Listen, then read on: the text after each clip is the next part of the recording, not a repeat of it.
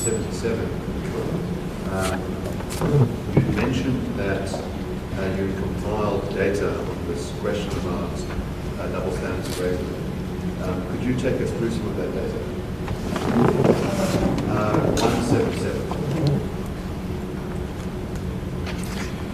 177. Yes, I quote quite a few studies, so perhaps the best is just to read it, because I only quote the most important parts of it. It's about one page, and it starts at the bottom of page 177.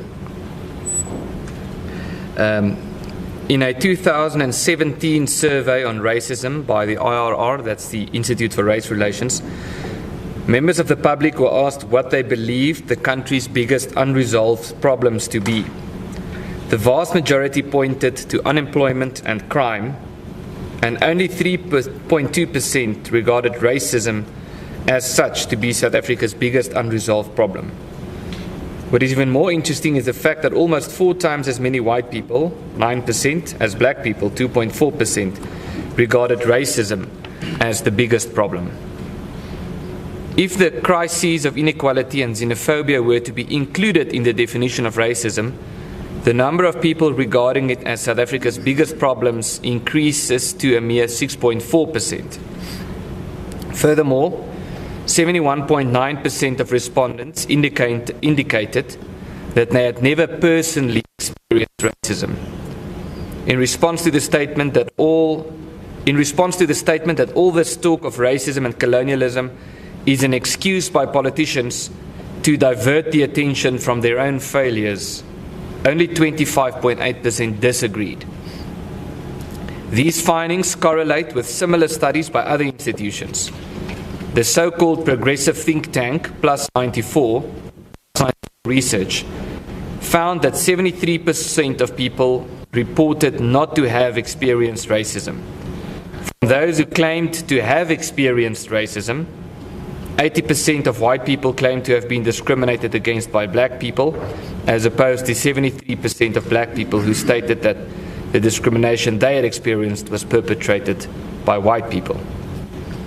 The Institute for Justice and Reconciliation, endorsed by the struggle icon Archbishop Emeritus Desmond Tutu, found that less than 25% of people in South Africa regarded race as the primary source of division among people in South Africa, and that 20.7% of people had experienced discrimination in the workplace. The IJR also found that white people were more frustrated than black people as a result of the lack of both political and economic power that they had. It is therefore fair to conclude that the vast majority of people in South Africa are not racist and do not harbor racist sentiments. Racism remains a problem, however, in the sense that racists have largely succeeded in hijacking the national debate and in convincing us that racism is a major crisis akin to a ticking time bomb. This, while the available data disprove this. The crisis is, however, exacerbated by the double standard in public reaction to racism, not only by state institutions, but also the way racism is reported on often in the media. You made reference earlier, you quoted from one of the studies that says, in response to the statement that all this talk of racism and colonialism is an excuse by politicians to divert the attention from their own failures. And you said that only 25.8% of people disagreed with the statement. Could you elaborate on this issue?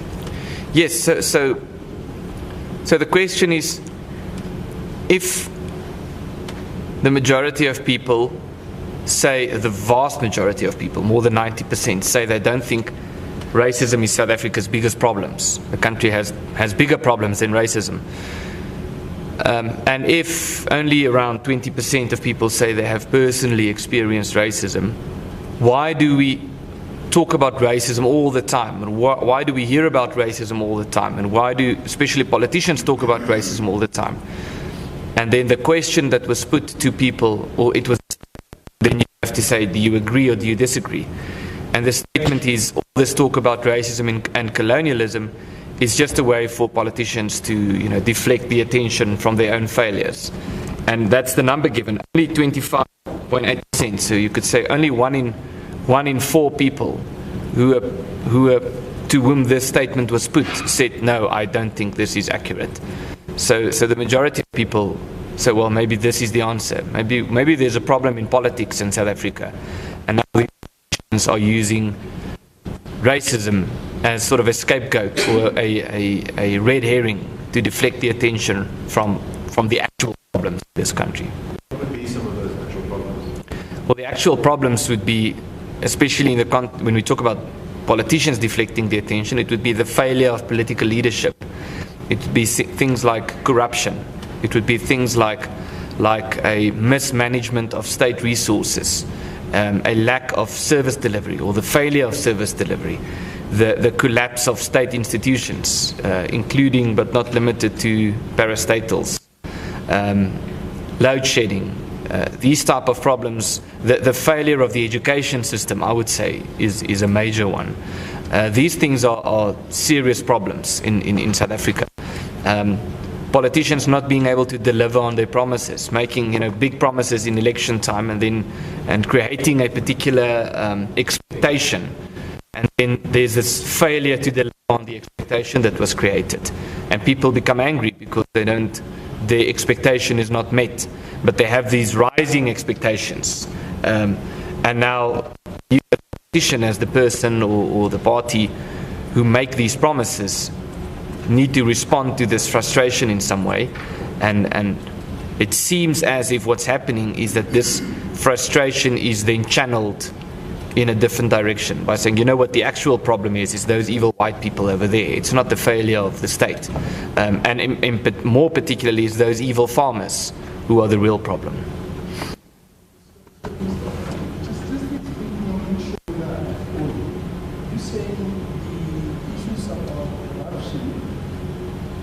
Failure to provide service delivery is elevated above the issue of racism, and I'm not sure whether you say by the politician or it's generally elevated. No, my lord, what I'm saying, I forgot to mention crime, which is probably the biggest one.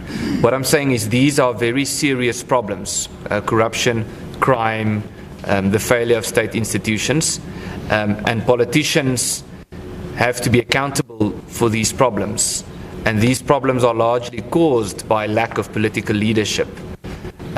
And what seems to be happening, and this is what people in South Africa seem to believe, is that politicians then deflect the attention from these failures by placing the emphasis on racism and talking about racism and the scourge of racism when there's something much bigger that needs to be addressed currently, which is the crime problem, the corruption problem, and so forth.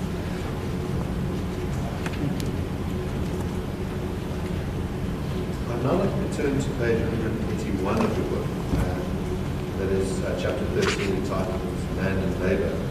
Give us a brief summary of that chapter. So again, this chapter is similar to the previous chapter, where I figured that you can't really write a book, a current affairs book, about the phenomenon of farm attacks if you don't talk about the land issue and you don't talk about labor, the labor issue.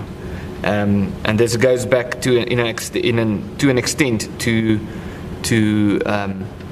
the brutal farmer stereotype. So this chapter focuses on the issue of land ownership within the context of farm murders. And what I discussed there is the question about what we often hear, the hunger for land.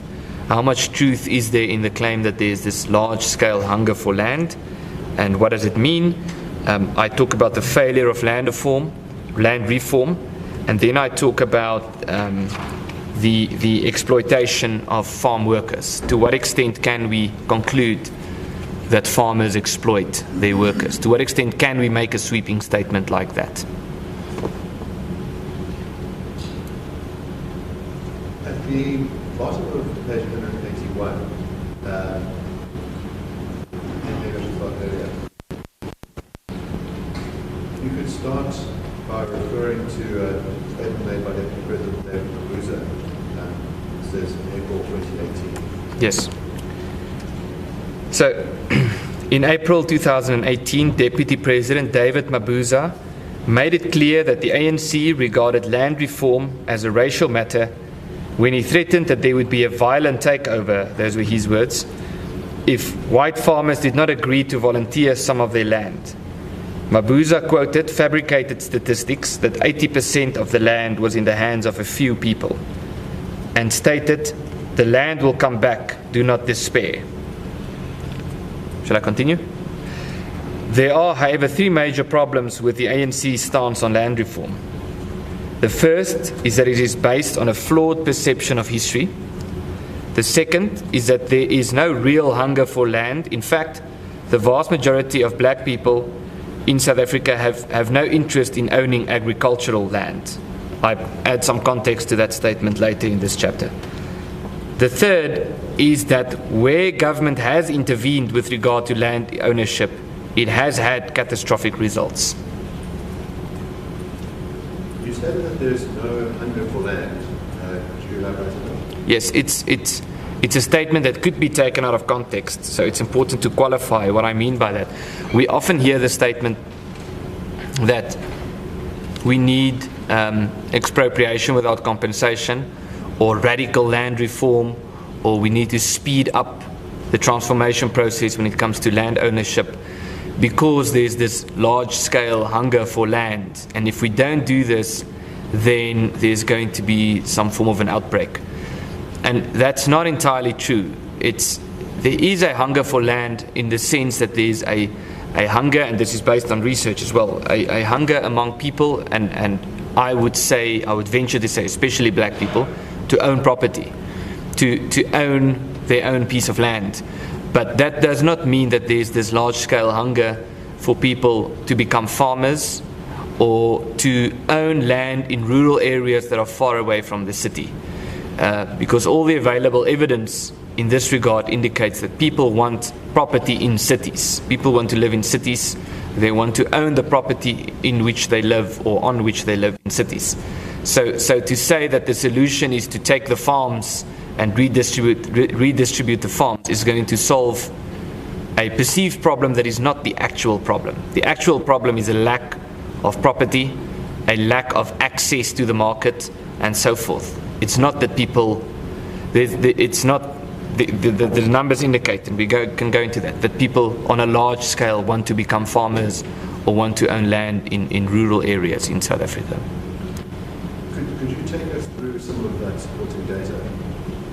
Yes.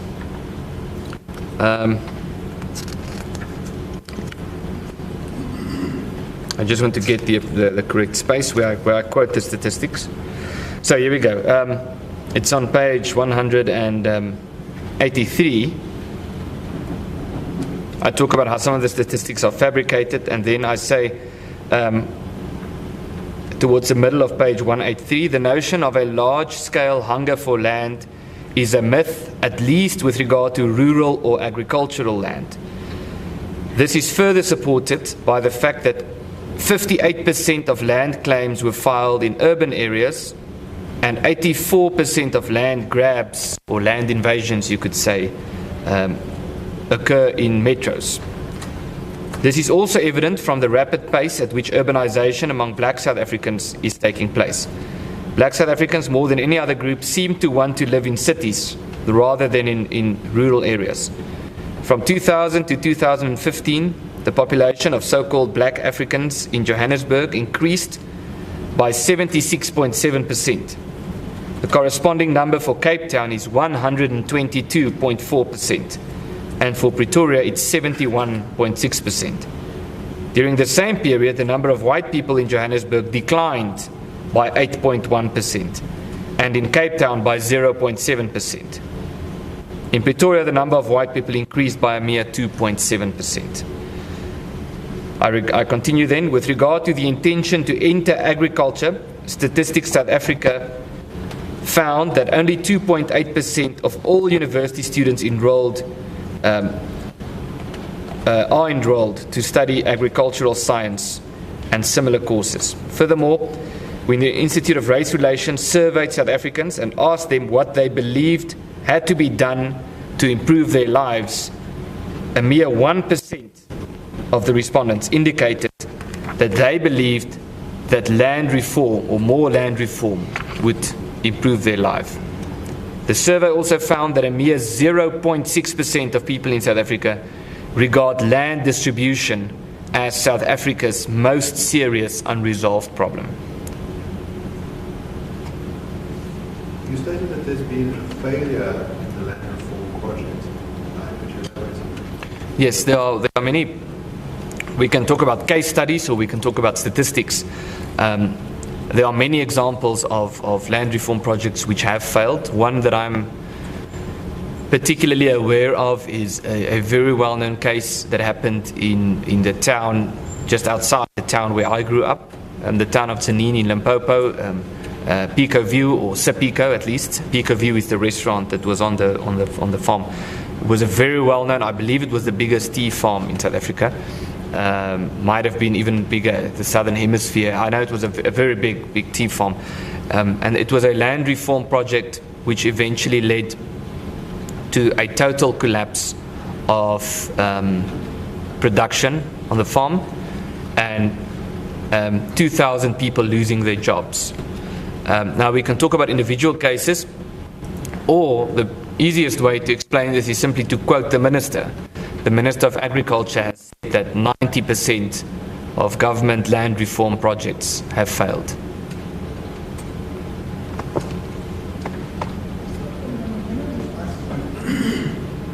This point about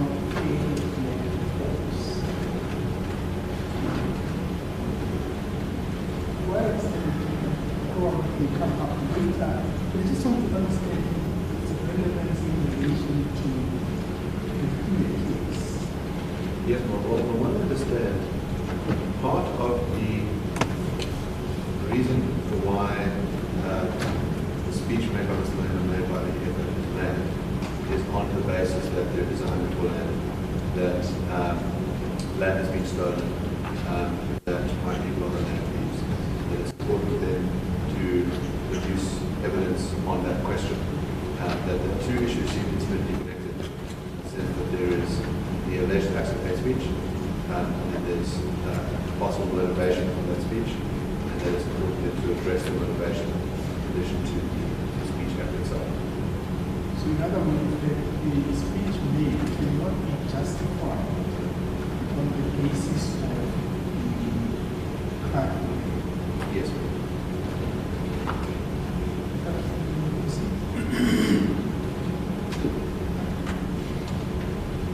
On a point of clarity, if someone had their land taken from them unjustly by the apartheid government, what do you think ought to happen? Well, undoubtedly, I'm glad you asked that question. Our position has always been and still is that we need restitution.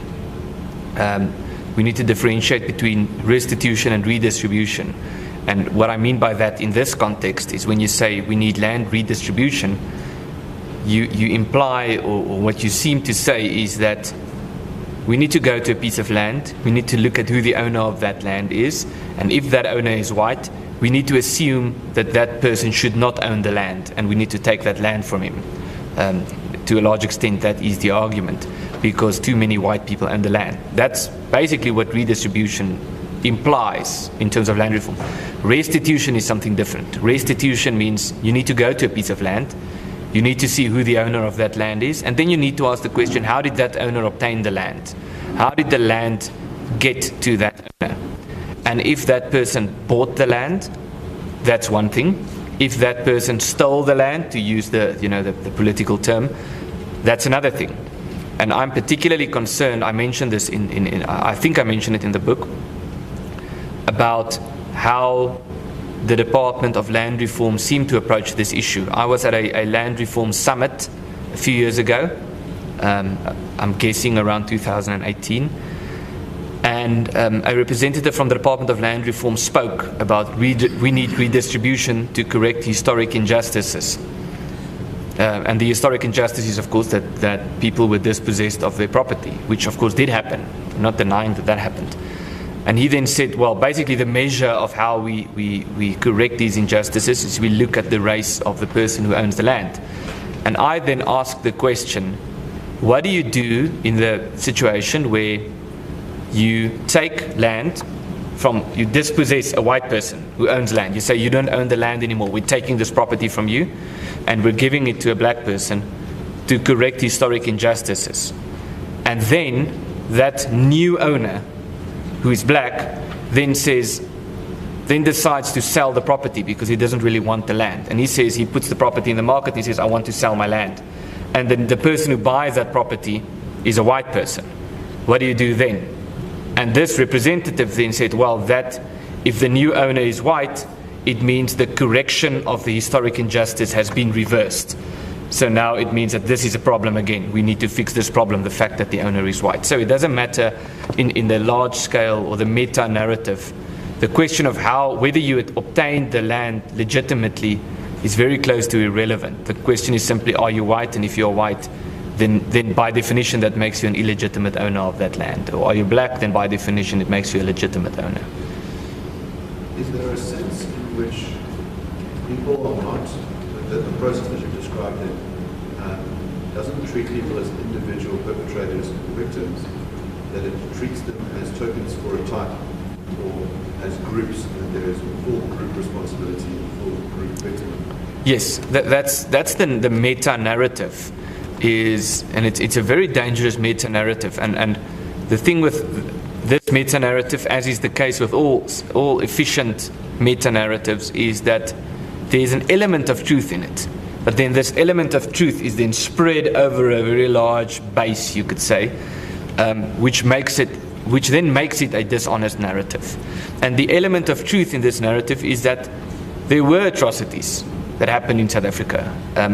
There were dispossession of people based on their land. There was a Natives Land Act. These are all true. All of these things are true. But now what happens is now it becomes a stereotype and it's spread over a broad base where you say, well, that means that by definition, or implies that by definition, if you are white and you own land, then that makes you an illegitimate owner of that land. You should not own that land. It's a problem if you go to a piece of land and we see the owner is white, by definition that's a problem. When what we should be doing is ask the question, how did that person get the land? And if that person got that land through a legitimate way, by purchasing the land, for example, making the claim or suggesting that that person has to be removed from the land simply because of the color of his skin is a very severe and atrocious act of racism. Can you tell us a bit about the land restitution process that has unfolded in South Africa since 1995? Well, the way I understand the process is that there's a process of land claims. You can file a land claim. And I've spoken with people who are involved, also in the research of my book and afterwards as well, who are involved with this process, who look into these claims, investigate these claims. And sometimes we hear claims that are either bogus or completely unrealistic. I remember there was one person who claimed that the entire eastern part of Pretoria, the entire Pretoria East, should be given to him. So there are such examples, but then there are genuine examples of cases that are really legitimate, where a particular community lived on a piece of land and they were chased off that land, or they were dispossessed, or the white minority government said to them, well, this land has been allocated for the white areas, you can't live here anymore, so you're going to have to move to a different area. There are cases where that happened, and where that happened, there has to be some form of restitution. And I believe what is part of the process is that the person who files a claim is given a choice. How would you like restitution? Do you want the land or do you want compensation? Would you prefer to have money to get the money that's worth the value of the land, or would you prefer to get the land? And if that person says, I want the land, then there has to be a form of restitution, and that has to be a fair process according to the rule of law and so forth. That is not something that we oppose. What we oppose is the mere idea that you simply look at skin color and then you make a decision based on that. You mentioned that people are given a choice between land and money. Do you have a sense of what the percentages are in terms of what? Yes, and that's part of, that's where the friction comes in, it seems to me, with the land reform debate, is the land claims process has taken quite a significant, gone through a significant process up to now. It's been in, I can't remember when it started, somewhere in the 90s. And what happened in this process is more than 90% of people, this goes back to the point about the hunger for land, more than 90% of people, at one stage I heard the figure 93%, so I believe that's the closest figure I can give you, that about 93% of people who file land claims, who say, well, this piece of land is actually mine or used to be mine, say that they don't really want the land, they want money. They would rather take the money than the land. And I do know that this is regarded as a problem, as problematic. And I quote the government officials who say that people should not ask for the money, they should ask for the land, because we're never going to solve the land question if people say they would rather want money than land. And if that's the approach, then you should ask, what is the land question really? Because if this person says, I don't want the land, I want money, and you as a politician come to him and say, you are wrong, don't say that. It means that politicians are somehow dictating an agenda that doesn't necessarily comply or isn't attached or connected to the reality on ground level in terms of what people actually want. Can I ask for that use the rules? And which is in some states like in cases involving land claims. The process that went on sometimes forever. If you look at what's involved in the land claims relating to the part of the national park, the Makopeke land claim. Now, if I recall that some years ago, there's some indication in general the claims where people want money were mainly added. And as I say, at that stage, was also involved in the entry of the Matsiko community. Yes. Quite a number of these communities in Mpumalanga in particular. And there were some write-ups about the issue about people wanting the land as opposed to wanting payment. As I say, my recollection was even people were the ones that really said, would rather take money than take the land. I'm not sure whether you've come across that kind of write-ups.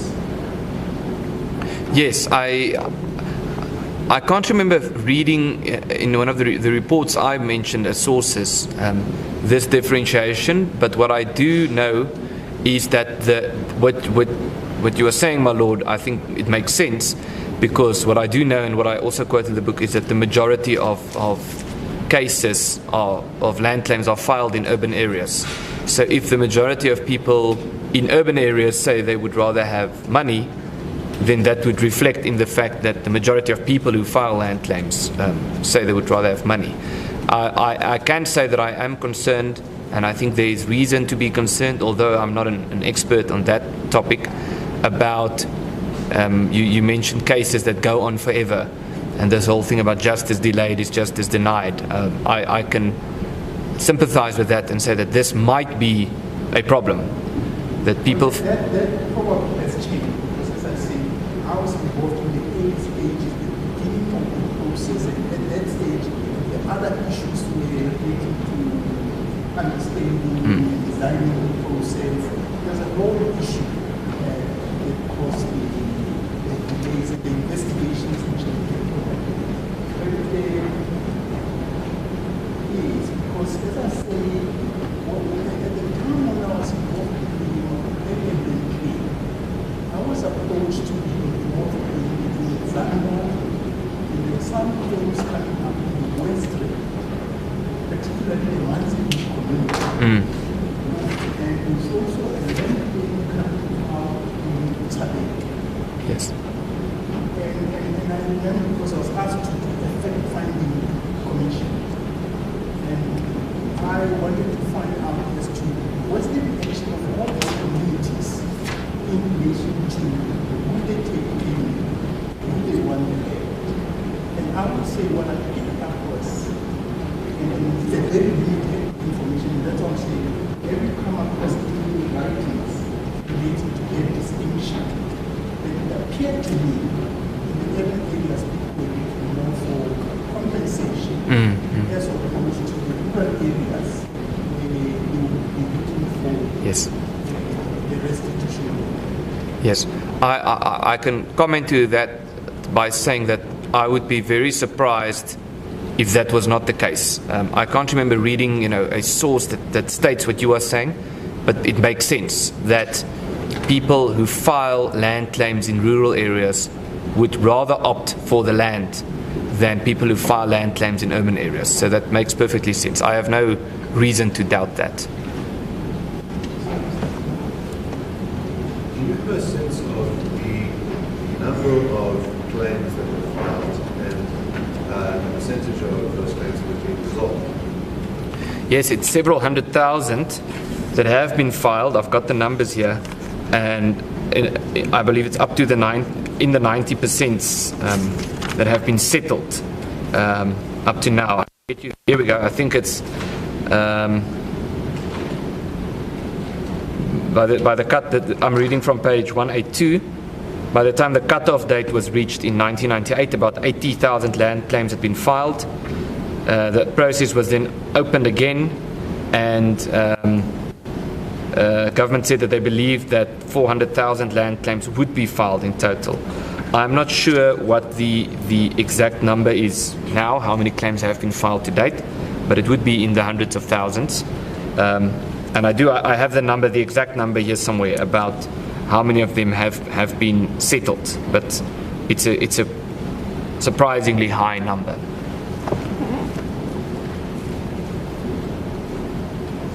You then mentioned earlier that there's an allegation that there's exploitation of farm workers by farmers. Can you elaborate on that? Yes, so I spent quite some time writing this and getting information to write this. And I remember having spent quite a lot of time, and my frustration was that I couldn't get proper research on this issue. There were I could get many speeches and people quoting statistics which I could not find any source for. And I mentioned this somewhere in this chapter, where I quote a researcher who said that there's actually very little, it was the ILO, I believe, the International Labour Organization. There's actually a shortage of research on this issue, on the extent to which farm workers are being treated by farmers. Although it's something that we hear about frequently, it became a mainstream topic in 2012 largely, or at least it was elevated into the mainstream when the protests or the riots, or however you want to frame it, at the Doorns in the Western Cape started. So I referenced that, and in response to that, I write this here on page 186. In the aftermath of the Doorn riots, the International Labour Organization embarked on an investigation into the realities of working conditions on South Africa's farms. What the ILO found was that, with the exception of isolated cases, these claims were mostly unjustified.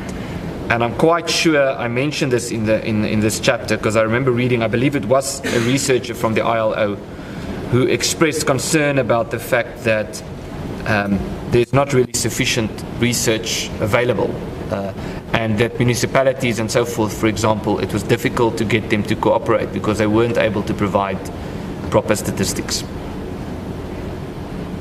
that's what we only limited to the working conditions, day-to-day employment, project for children, or we did link also population of residential, because there's also the whole issue of Yes. staying on the land.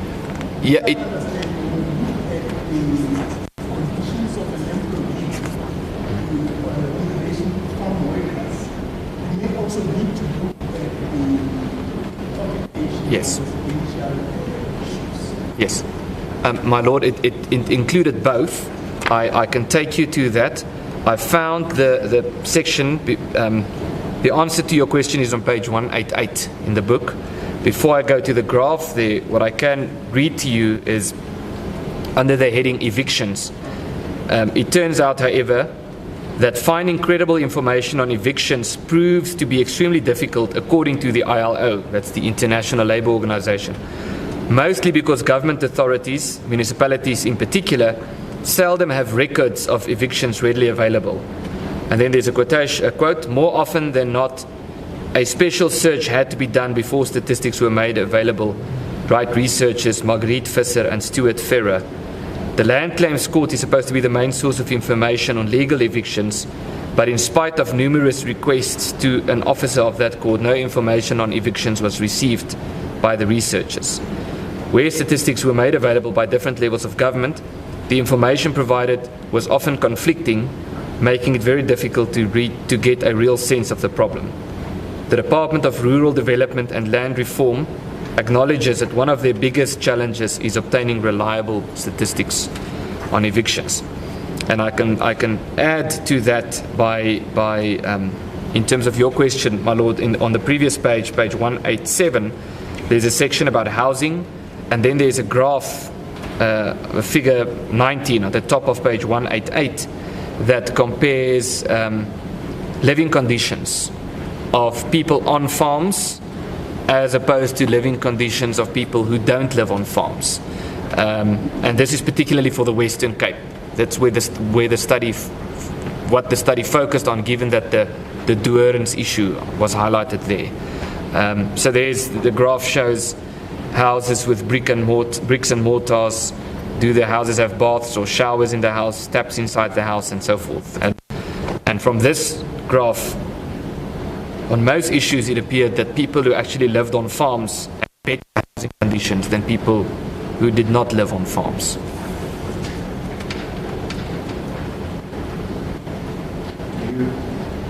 might just pause here. I noticed that fan is quite loud. I'm not sure if there's anything that can be done about it. It's raining. There's nothing to be done. Well, just while we're on that point, just a slight issue. It has been much interesting the statistics and report relating to the case of the land claims to see patterns, because I know it sounds like there was involved. There were quite a number of cases which were referred to mediation by the land claims court. And some of those mediations involve things like legal access to Yes. Yes. access to racing land. And I saw those issues. In fact, one of the mediations that I did,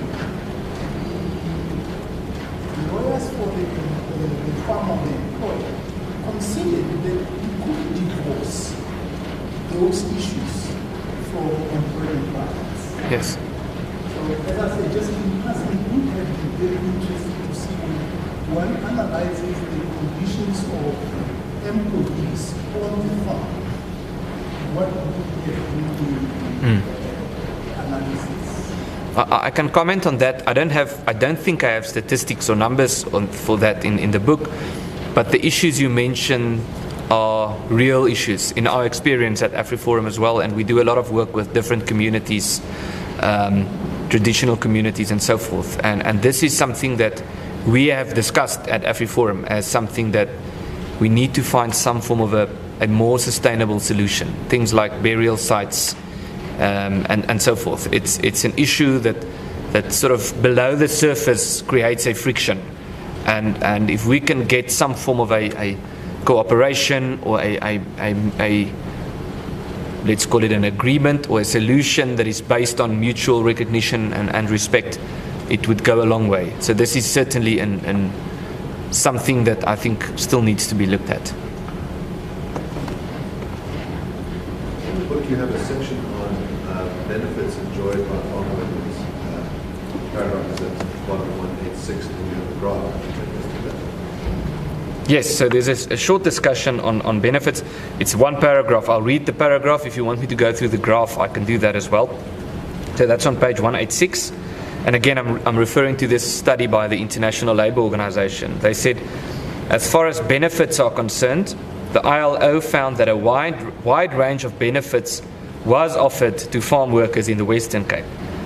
Of the permanent farm workers, 100% had transport to work, 97% had transport to social events, and 82% had transport to health services. 87% of farm workers had free housing, 86% had free work clothes, 72% had vegetable gardens, 64% had access to a creche, while 64% were on a funeral fund.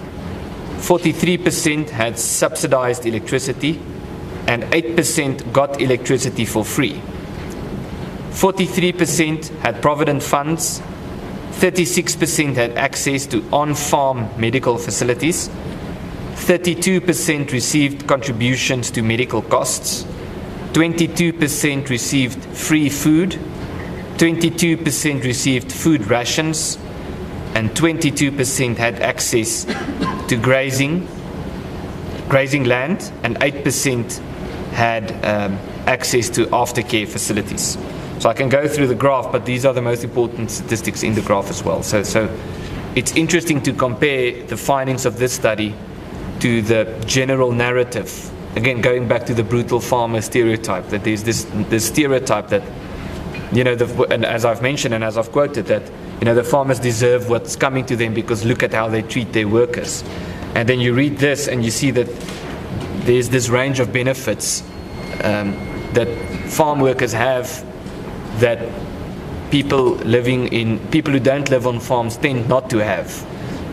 And obviously there are exceptions and so forth, but just looking at the broad statistics, reading this, the findings of this study, if you compare the findings of this study to the narrative about the brutal farmer, it's as if the two are so far detached from each other that it doesn't, it's not reconcilable. That's the impression you get.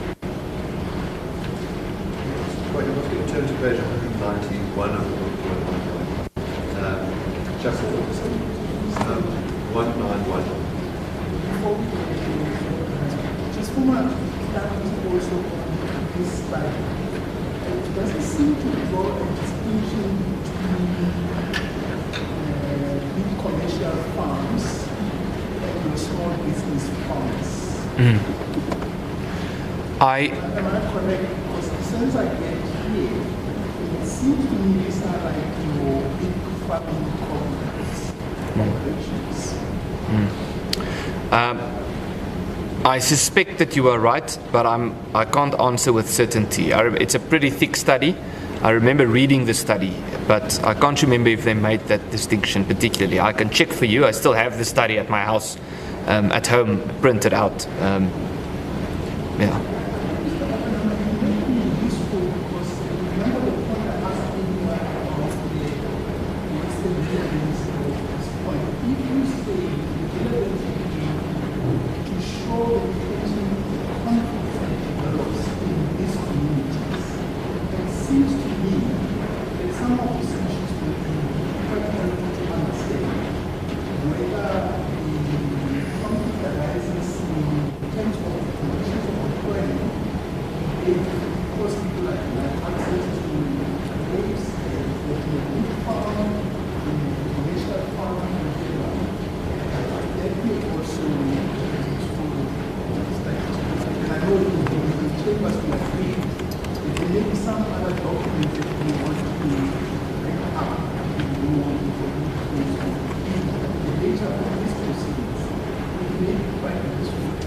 Even though they are Yes, I would then, we can undertake to obtain that study and to upload that study onto Catalyst. Good.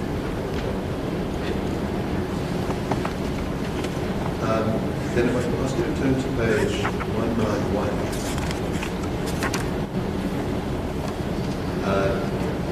The title of that chapter is Kill the Boer, Kill the Farmer. Could you give us a summary of that chapter? Yes, so that chapter is about the song Kill the Boer, Kill the Farmer, which is the same song for which we are in court today. And largely what this chapter is about is, you could say, the history of that song in the post-94 dispensation. So I discuss where it was sung publicly, how the song was popularized. Speak a little bit louder. Okay, sure. What I'm saying is that this chapter is about the song Kill the Boer, Kill the Farmer, which is the same song for which we are in court today. And I largely discuss you could say, the history of the song, not going back to the struggle, but the history of the song ever since 1994, you could say, or since 1990, when the apartheid legislation was rescinded. So I discuss, for example, how the song was popularized by Peter Mokaba, who was, when he was president of the ANC Youth League, what his comments were. I then discuss the Human Rights Commission, who looked into this matter, the eventual finding by the Human Rights Commission that the song Kill the Boer, Kill the Farmer is in fact hate speech. Initially they found that it isn't. It was then taken on appeal, and on appeal they found that it is hate speech. And then I conclude with a table and a graph indicating farm murders committed in the year 1993, which is the year in which Peter Mokaba started publicly singing this song.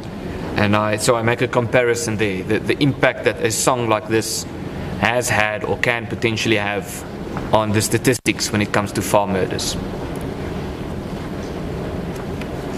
Then let us start with, if you could elaborate on the history of the song and Peter Mokaba's role in singing this. Yes, so I would prefer not to comment on the extent to which this song is or isn't a struggle song. But what I can comment on is the extent to is the history of the song post 1990.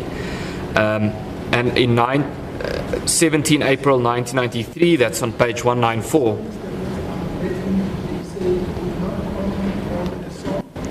I would prefer not. I don't want to present myself as an expert on struggle songs or the extent to which this particular song is or is not a struggle song.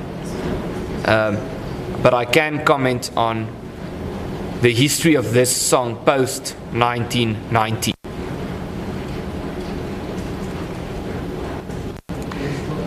Good. All right, and then on page 194, I mention that's basically where this discussion starts.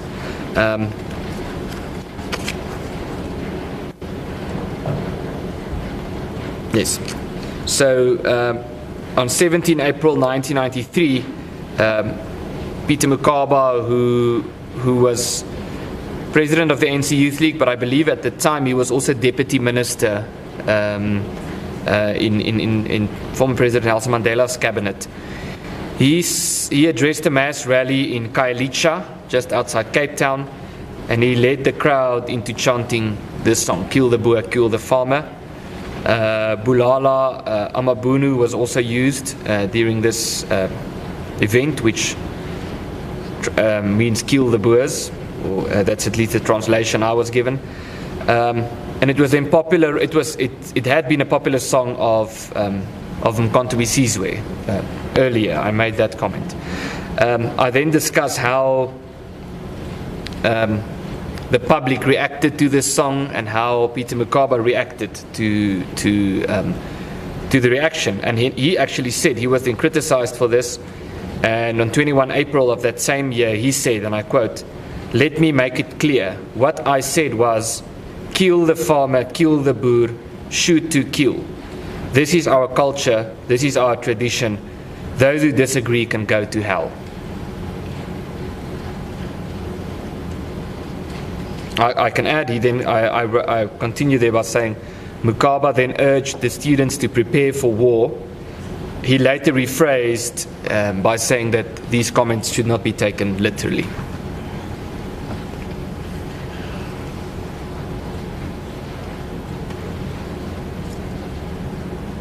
Can I ask you about Mr. Malander's relationship with Mr. Mukaba? Yes. It would be good for this court to ask him if he can testify about that in this court. But what I can say from what I gather from interviews with him and news reports is that I believe he had some form of a relationship with Mr. Mukaba when he was younger, when he was involved with COSAS, one of the youth wings. And I remember a story about I believe it was when he was elected president of the ANC, where he actually went to Peter Mukaba's grave before and after the election. And I know that he has described Peter Mukaba as one of his heroes on more than one occasion in the last decade or so. The bottom of page 194, you give the example of Godfrey Hewer, who was Yes. murdered. Can you elaborate on that case? Yes, Godfrey Hewer was a farmer who was murdered in front of his wife Amy on their farm near Vryheid in KwaZulu-Natal. He was murdered by a man named Ntutuko Chwene, who was 28 years old. Chwene was found guilty of having committed this. And he was convicted, and he was convicted of murder and sentenced to life imprisonment. He then testified to the Truth and Reconciliation Commission that the singing of this song by his political leader had a significant impact on him.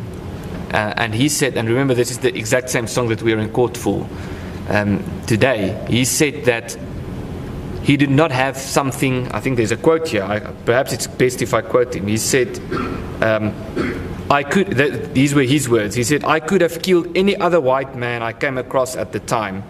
My frustrations were directed to white men because they had what we did not have. And he said to the court that he had been influenced by the chanting of the song, kill the boer, kill the farmer. You made reference to the fact that the song, and there's a distinction drawn here between the song Kill the Boer, Kill the Farmer and the song Buru Buru. We'll talk about them separately. But the song Kill the Boer, Kill the Farmer, you mentioned had been heard before the Human Rights Commission's appeal body. Can you give us an indication of what the case involved? Yes, I went through the judgment in that case as well in reading this book, and it's quoted here. I think it's discussed on page 195 and 196, but the Human Rights Commission looked at this, and initially they found that this does not amount to hate speech, this song. It was then taken on appeal, and on appeal the Human Rights Commission actually came out with a very, I would say, a very sound, and you could even say strongly worded ruling about declaring that the song Kill the Boer, Kill the Farmer is indeed hate speech, as it complies with the definition and the criteria for hate speech. Can you elaborate on what the criteria for hate speech are in the Constitution? Yes. And then, if you're aware of how they've been modified by the Constitution?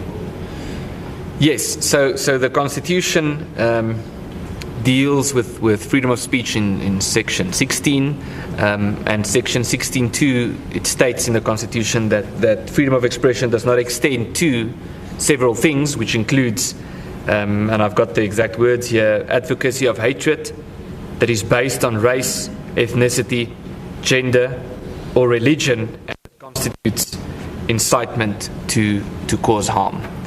And we do know that, as we state in our papers, that the question of hate speech is not only dealt with in Section 16 of the Constitution, it's also dealt with in Pepuda, in the Equality Act.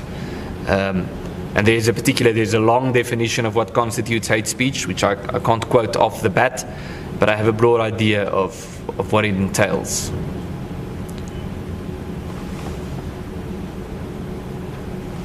I'm going to see if I can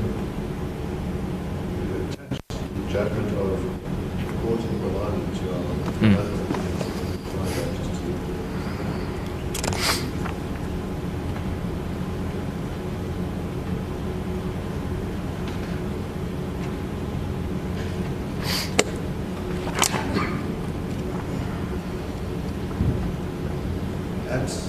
well, this is on page 487 of the whole bundle. This is just for people. Parents say Constitution could follow that the original wording of Section 10.1 of the Equality Act is unconstitutional, and then as created a new reading, that reading is the matter of Bologna. When we annexed the entire case to the bundle, so I thought I would just read the 487.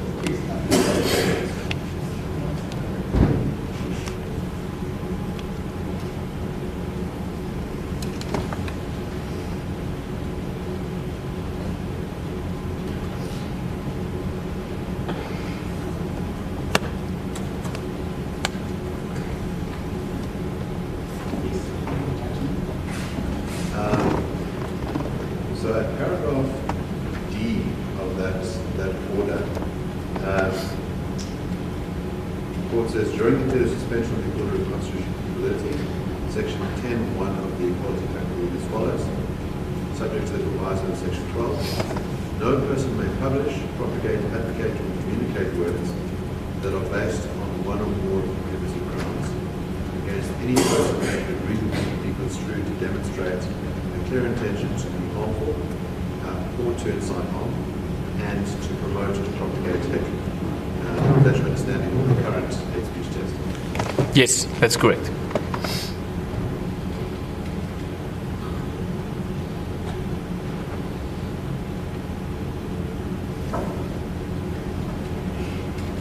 The Commission, at your book, you have an extract from the finding of the Human Rights Commission on the question of guilty work. Yes. Could you read out what's in there in the middle of page 196 of it? Are you talking about the quote on page 196? So the Human Rights Commission found that it is the advocacy of hatred that must constitute the incitement to cause harm. The focus must be on whether the expression itself causes or is likely to cause harm, and not on the subjective intention of the person articulating it. And could you continue with the other findings? Yes. So there are. I continue then on the next page. The Commission found that the slogan under consideration in this appeal was chanted at high-profile functions organized by the African National Congress, the ruling party in this country. These events and the chanting of the slogans were widely publicized. There can be no doubt that the slogan, given its content, its history, and the context in which it was chanted, would harm the sense of well-being, contribute directly to a feeling of marginalization, and adversely affect the dignity of Afrikaners. The Human Rights Commission then continued by saying, the slogan says to them that they are still the enemy of the majority of the people of this country. It contributes to the alienation of the target community and conveys a particularly divisive message to the majority community that the target community is less deserving of respect and dignity. On that day, Kill the Boer, Kill the Farmer was found to be hate speech. Since then, the ANC leadership has largely refrained from singing the song at public gatherings, although the song was and is still regularly sung by ANC supporters. Shall I continue? I'd like you to talk about this section that you have next, which is about Yep. the connection between singing of the song and farmers. Yes, so what I did in the writing of this book is I looked at the statistics about farm murders during that year, 1993, and I plotted them on a graph. There's a table at the bottom of page 197, and then there's a graph on page 198, and perhaps the graph is more indicative because you can actually see the picture. And in the graph, it's divided by weeks. So every blue line represents a week of that year. And then in each week, the amount of farm murders is listed. So the more farm murders there were in a week, the higher the blue line would be. So the first week, which is just the 1st and the 2nd of January, there was 0. The second week, there was 1. The third week, that's the 10th to the 16th of January, there were 2. And then in the week in which this song was publicly sung and was so widely reported, I made that line red. So you can see that's the week there in April. You can see there's a week, one of the lines is red, not blue. That is indicative of the fact that that's the week in which this controversy about and this highly publicized events of the song Kill the Boer, Kill the Farmer started. And what is significant there is the graph makes it very clear that there is a significant spike in the amounts of farm murders. I'm not talking about attacks, I'm talking about farmers being murdered. So just to give an indication, if we go back a few weeks towards the beginning of March, the first week of March there was 0 farm murders. The second week there was 1. The third week there was 1. The date there is a date that says 21-27 February, and then there is 7-13 March. And yes, I see after 21-27, there are 2 zeros before you get to the red day. If I understand your question correctly, the answer to that is that we, just to make the graph easier to read, we did not provide the details of every week for every line because it would have been very confusing. Yes, no, I understand your explanation, but I just wanted to make sure that I'm with you, because you say there are 0 zeros, but I'm looking at the dates. And if I understand, this is for 1993. Yes. And these are the songs related to Mr. Peter Mukaba. No, so the numbers there is not for the singing of the song. The numbers there are for farm murders. Okay. So this is a graph, a column chart that indicates farm murders committed per week during the year 1993. Yes, I understand that, but then you said earlier the red mark, and I see it's only red. Yes. Am I wrong?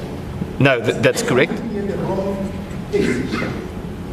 It's page 198 of the book. Page 198, yes, that's the one I'm looking at.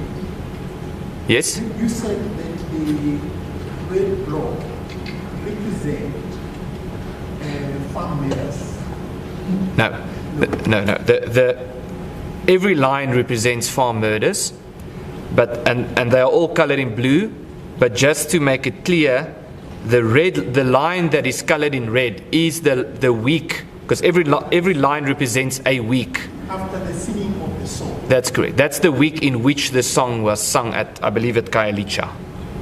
To provide clarity, what might make it easier is that page 197 says the song is sung on 17 April 1993. The way the graph is done is that it's every second week gets a date name, but every bar represents a week.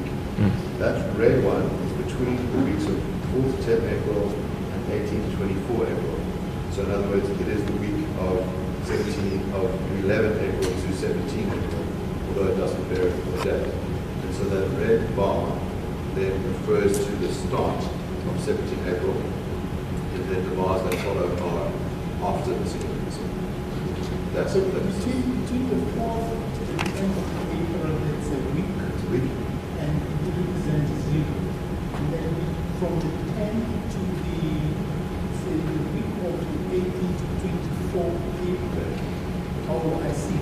That's between the 10th of April and the 17th of April. That's correct. Yes. In other words, the blank spots That's will when the represent song weeks. was sung. Yes. And the red block would represent farm meadows. I think the red or the blue has no effect on the number of farm murders. The red just shows a way of annotating that that is the week in which the song There was was an sung. increase. I And thought that's what the witness said. yes, well, I understand that there was the redness. The bars all refer to farm murders. The red just marks a date line. And it shows that the date, being 17 April in that week, is the visual marker for the song is sung. But it is what, in other words, the number over that bar is It 1. doesn't represent the meadows. All the bars represent murders. Well, that's the kind of prejudice. If it represents, the red represents the meadows. I now understand the week in which it happened, like the other people were affected. So in that week, the red represents the meadows. But following, if I understand the week, is following the singing of the song by Mr. Peter Machado. My Lord, I think the reason why there's some confusion is previously in the other graphs we had the blue represent the attacks and the red represent the murders. But that's not the case with this graph. So with this graph, every line that you see there represents the amount of people who were murdered in that week. And then there's a number on top. The only thing, the one line is colored in red. The only thing that means is that's the week in which this song was sung. Just to give a visual indication. And the number 1 at the top of that block. That means that one farm murder was committed in that week. And then the next block says 3. That means the next week 3 farm murders were committed. And then the next block says 4. That means 4 farm murders were committed. And then the next block says 5. So what this graph indicates is, that's the important part, is those weeks in April and May, you can see there's a significant spike in the amount of farm murders that were committed in that year. And this spike happened after the public singing of the song Kill the Boer, Kill the Farmer started. If I can. So just further clarity. So if noted the matter that occurred in the week where the song was sung, there was 1. Yes. But you continue Yes. on the grid to indicate that the matters continued on the week of the 8th to 24th April. We had 3, it comes to 4, 5, 6. That's exactly it. Yes. Yes. It doesn't end on the red block. It Yes. continues. Yes, exactly. Because remember, there was a controversy that was stretched out for a while, and this was heavily published in the media after that red line.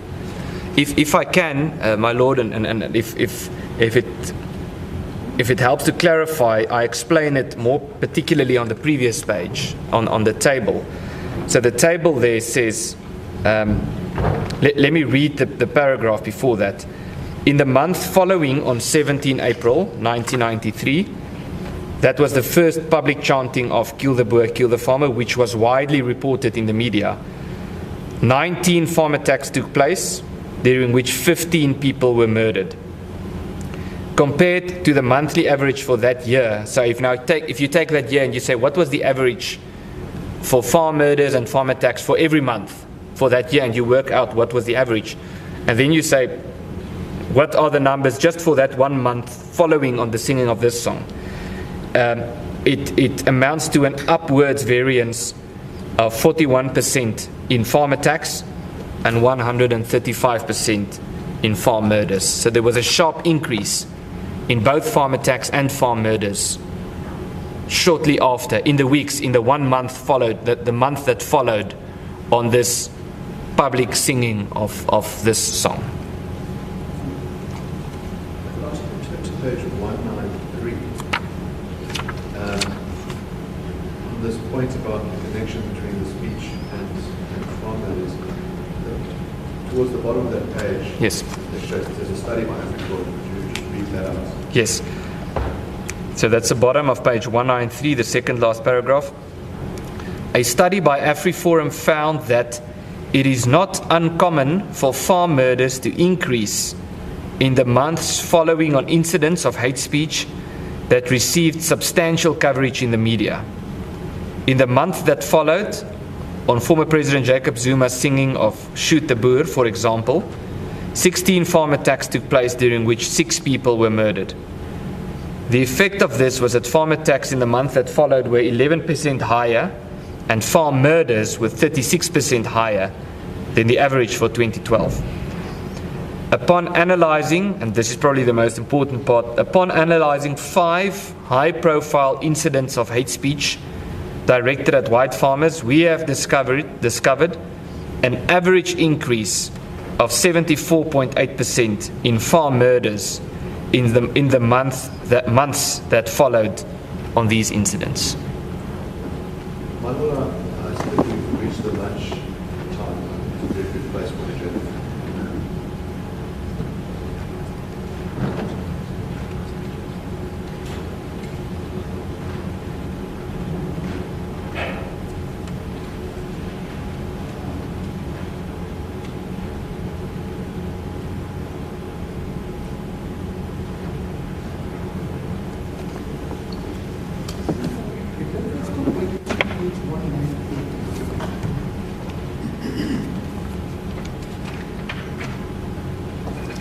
Yes. Just for my clarity past the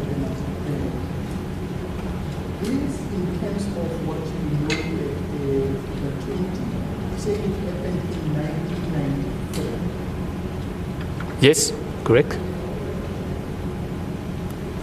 So every line represents 1 week of the year 1993.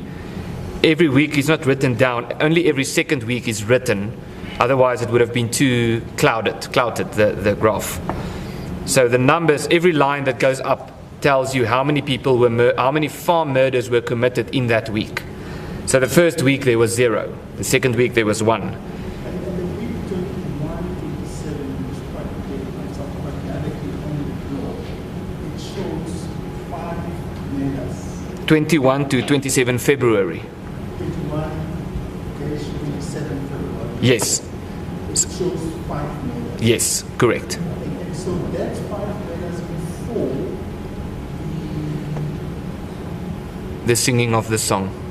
the singing of the Yes, song. yes, correct. And there be any relation between those statistics and the ones that follow, because I see 3 weeks after the singing of the song, 3, we also have 5 minutes. Yes, yes, And it's the same as before the singing of the song. yes. So the answer to that would be that we need to consider that this is a very complex phenomenon and that there are many variables that could play a role as to why these attacks are happening and why it's not. And we have found that we must be very cautious to make, when we see in 1 year the farm attacks is lower, it's usually, it could be an oversimplification to say, oh, it's just because of COVID, for example. So the point of this is to say that there's a trend. There were weeks in which more than 5, in other years, there have been weeks in which more than 5 people have been murdered. I'm sure we can find such examples.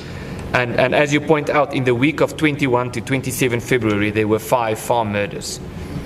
But it seems, if you look at the graph, that seems like an isolated case. It's because the week before there were 2 and the week thereafter there were 0. and then 1, and then 1, and then 1, and then 0, and then 0, and then the singing of the song starts, and then it goes up. 1 farm murder, 3 farm murders, 4 farm murders, 5 farm murders. So you can see the graph. If you look at that graph of the entire year, you can see there's one batch where the murders, 1 month when the murders was at its worst. And that, incidentally or not, is the month that followed immediately after this song became popular.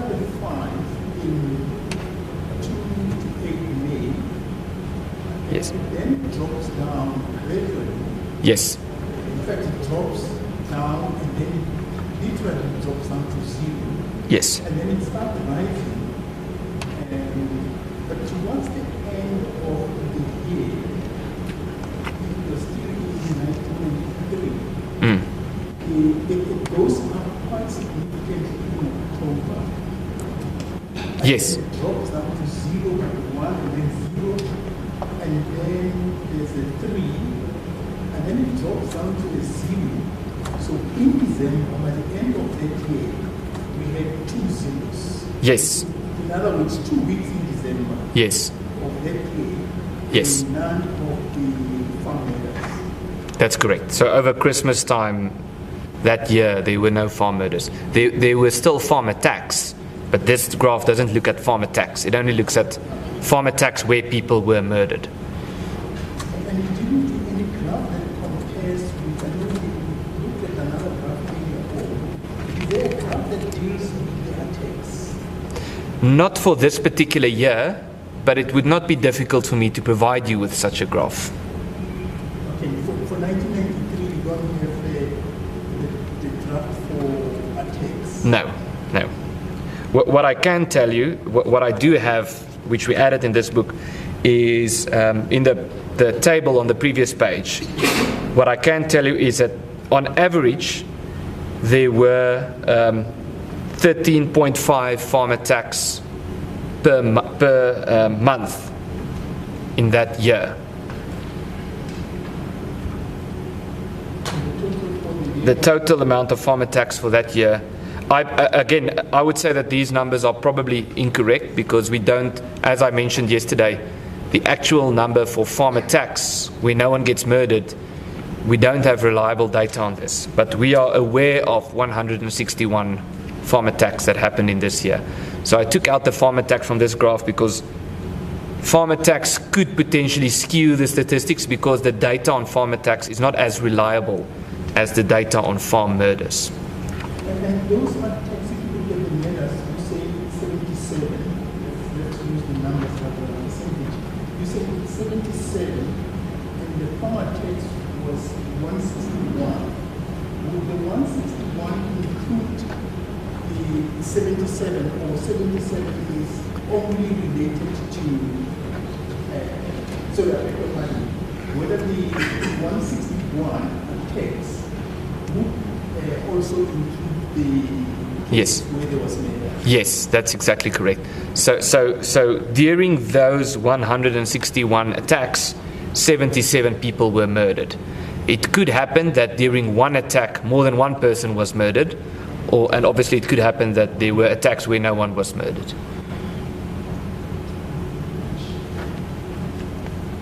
Just to maybe conclude that point, am I right that on the question of farm murders, that graph, the total for the year was 77. The monthly average for the year was 6.4. But the monthly average for farm murders in the month after, the number of people that were killed in the month after Kill the Boy, Kill the Farmer was son was 15. That's correct. 6.4. And then you said that that's an increase of 135%. Yes. And what I mean by increase is if you look the way we calculated, yes, we just said what's the average for the year per month, and then we said what's the number for that particular month, and that particular month is 135% higher than the average for the year, the month following on the singing of Kill the Boer, Kill the Farmer.